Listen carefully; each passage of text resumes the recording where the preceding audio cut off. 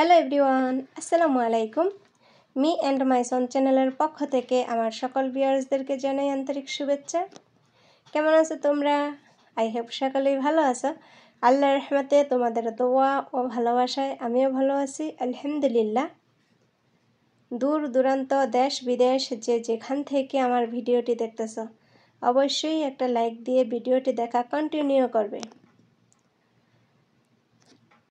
আজকের ভিডিওর থাম্বনেইল এবং টাইটেল দেখে তোমরা অনেকেই বুঝে গেছো যে আজকের ভিডিওতে আমি কী নিয়ে কথা বলবো।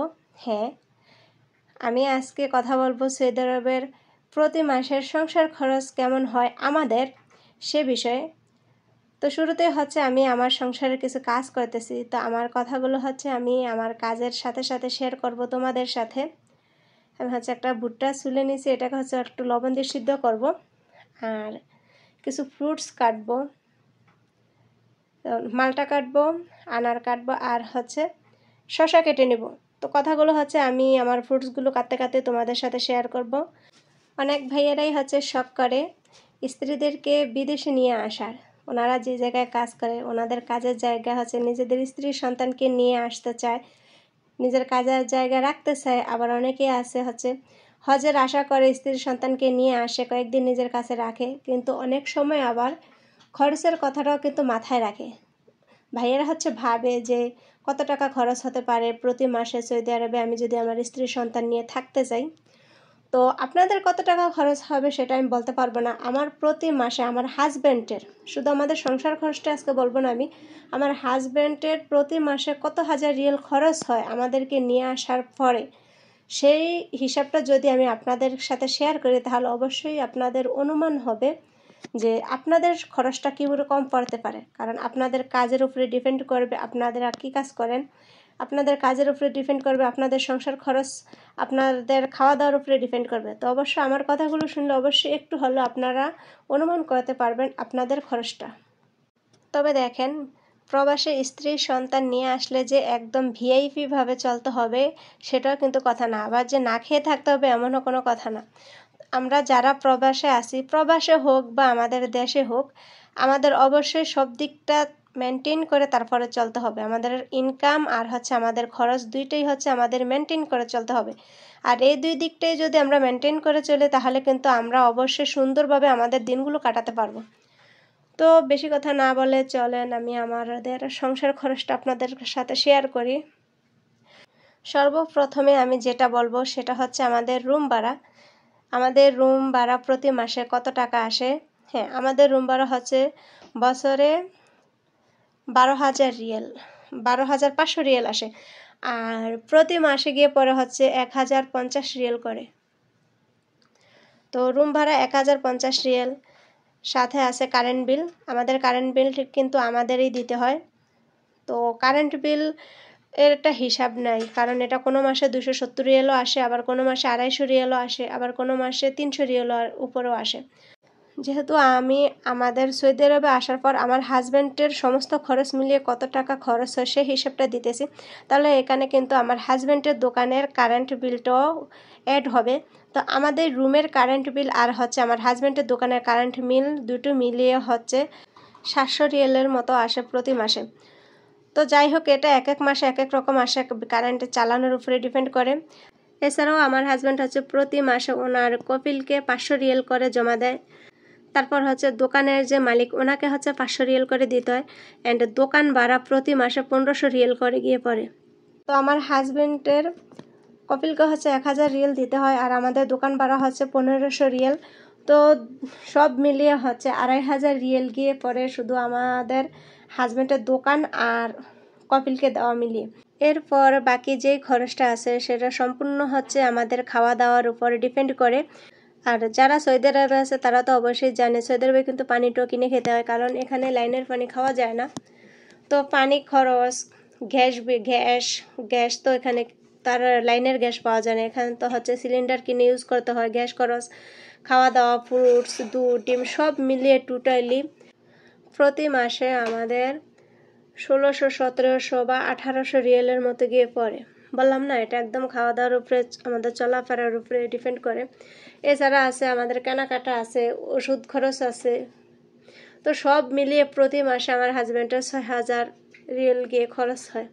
তো আপনারা যারাই স্ত্রীর সন্তানকে আনতে চাচ্ছেন বা যেই আপুরা আসতে চাচ্ছ, আশা করি আমার আজকের হিসাবটা থেকে ভাইয়ারা একটু হলেও আপনারা অনুমান করতে পারবেন যে আপনাদের সংসার খরচ প্রতি মাসে কত টাকা গিয়ে পড়তে পারে। আর আমার তো এখানে আমার হাজব্যান্ডের দোকান আছে, সেই হিসাবে আমাদের খরচটাও বেশি। আর আপনাদের তো আর দোকান না থাকলে দেখা গেছে কপিলের টাকা দিতে হবে না, দোকান ভাড়াটাও দিতে হবে না, সে হিসেবে কিন্তু আপনাদের বেশি টাকা খরচ হবে না। আপনাদের শুধু হচ্ছে ঘর ভাড়া আর খাওয়া দাওয়া, এই খরচটা হইলেই হয়, আর আপনাদের ইকামার খরচ। তো আশা করি যদি মোটামুটি ভালো ইনকাম থেকে থাকে তাহলে অবশ্যই সাহস করে নিয়ে আসবেন স্ত্রী সন্তানকে। কারণ স্ত্রী সন্তানকে এভাবে দূরে রেখে বিদেশ করা আমার কাছে ভালো মনে হয় না। আমি মনে করি যতদিন প্রবাসীরা প্রবাস করে ততদিন স্ত্রী সন্তান কাছে থাকাই ভালো, যদি ইনকাম ভালো হয়। তবে হ্যাঁ, প্রবাসে আসার পর একটা কথা অবশ্যই মাথায় রাখতে হবে, কারণ সৌদি আরবে যেহেতু সিটিজেন পাওয়া যায় না, তাহলে সেই হিসেবে এখানে খরচ কম করাটাই ভালো। আমি মনে করি না যে এখানে 3 মাস 6 মাস বা 1 বছরের জন্য আইসা আহামরি কোনো খরচ করা বা সংসার সাজানো, সংসার গোছানো, ফার্নিচার কিনা, এ সমস্ত খরচটা না করাটাই বেটার। কারণ 6 মাস পরে দেখা গেছে চলে যেতে হইব। সৌদি আরবে সিটিজেন পাওয়া যায় তো তাহলে সুন্দর মতো সংসার সাজানো গোছানো যেত। যেহেতু সিটিজেন পাওয়া যাবে না, তাহলে কোনো রকম চলার পারার মতো সব কিছু থাকলেই যথেষ্ট। তবে হ্যাঁ, যে জিনিসগুলো আপনারা বাংলাদেশে নিয়ে যাইতে পারবেন বা যাওয়ার সময় সাথে দিয়ে দেওয়া যাইব, ওই জিনিসগুলো জোড়ানোই বেটার। এছাড়া বড় ধরনের কোনো কিছু জুড়িয়ে এখানে লাভ নেই। তবে যে সমস্ত ভাইয়ারা বা আপুরা আমার চ্যানেলে নতুন এসেছ, আমার চ্যানেলটা ভিজিট করেছ, তোমাদের যদি আমার আজকের কথাগুলো ভালো লেগে থাকে বা আমার কথাগুলো শুনে যদি তোমরা একটু উপকার পেয়ে থাকো, তাহলে অবশ্যই আমার চ্যানেলটা সাবস্ক্রাইব করে দিবা আর হচ্ছে ভিডিওতে একটা লাইক দিয়ে দিবা। আর আমার পুরাতন যে বন্ধুরা আছে তারা তো অবশ্যই আমার ভিডিও লাইক দিয়ে দেখে, আমি আশা করি। যাই হোক, সবার সাথে কথা বলতে বলতে হচ্ছে আমার ফ্রুটসগুলো কাটা হয়ে গেছে।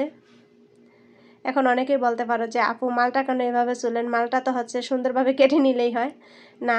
অনেক সময় দেখা যায় মালটাগুলো হচ্ছে একটু টক হয়, তখন ওইভাবে খাওয়া যায় না। সেই জন্য হচ্ছে আমি মালটা নিয়ে আসলে এভাবেই কেটে তারপর হচ্ছে টুকরো টুকরো করে নেই, তারপর লবণ আর পোড়ামরিচ দিয়ে বানিয়ে খাই। আর এভাবে খেলে হচ্ছে কি ঠান্ডা জ্বরের জন্য উপকার পাওয়া যায়। আমি তো বেশিরভাগই 5টা 6টা মালটা নিয়ে এভাবে বানাই, কিন্তু আজকে মালটা কম নিয়েছি কারণ আনার সিলসি, দেন হচ্ছে সাথে ভুট্টা সিদ্ধ করছি, শসা কাটছি, তো এত ফ্রুটস তো আর একবারে খাওয়া সম্ভব না, সেজন্য হচ্ছে মালটাটা একটু অল্প পরিমাণেই কাটছি।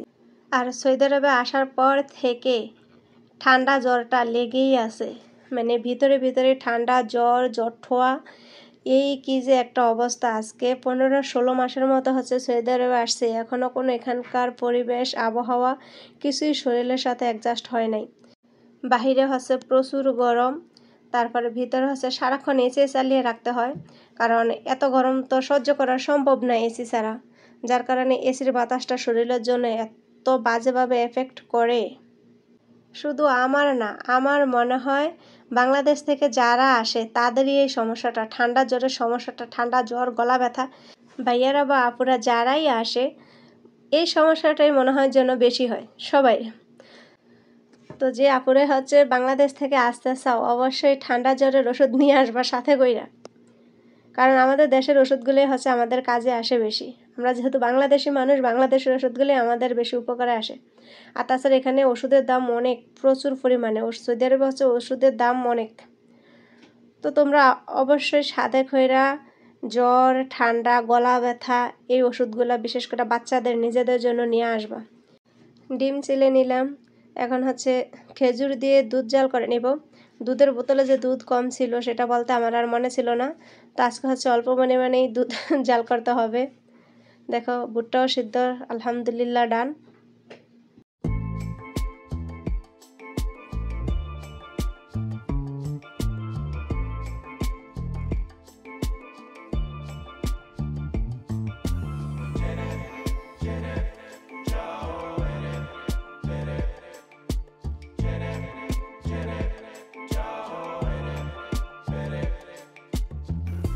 রাতে আম দুধ দিয়ে খাওয়ার জন্য হচ্ছে একটা আম ভিজিয়ে রাখলাম, যাতে করে এটাতে কোনো ফরমালিন থাকলে সেটা বের হয়ে যায়।